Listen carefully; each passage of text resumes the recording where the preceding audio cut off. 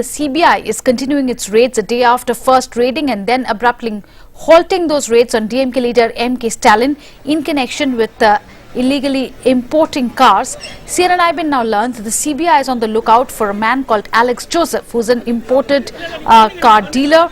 The 33 imported cars have already been seized. It's raided the residence of Alex Joseph and DRI officials. The CBI believes a number of DRI officials played a major role in evading tax to the tune of 50 crores. The CBI raided DMK leader Stalin yesterday, seeking to trace a Hummer that reportedly belongs to Stalin's son. On the phone line with us is CNN IBN's Arunoday Mukherjee. Arunoday, the case that the CBI is now looking at is of duty evasion to the tune of 50 crores. Do they know anything more about this man that they're looking for, Alex Paul?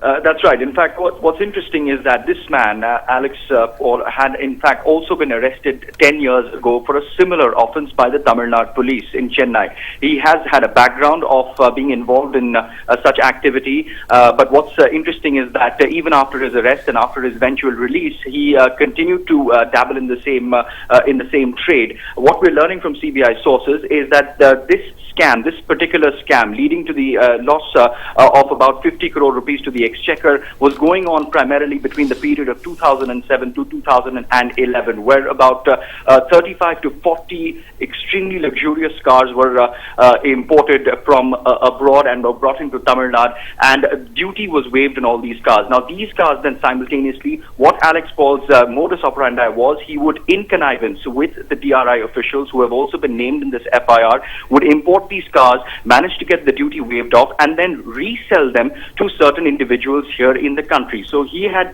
this was his primarily his main modus operandi, and he'd been doing this for between 2007 to 2011. This was a complaint that was forwarded to the CBI by the DRI in February, following which the CBI started investigating, and in the course of investigation they realized that this very well may just be one of the biggest luxury car import scams that they have ever come across.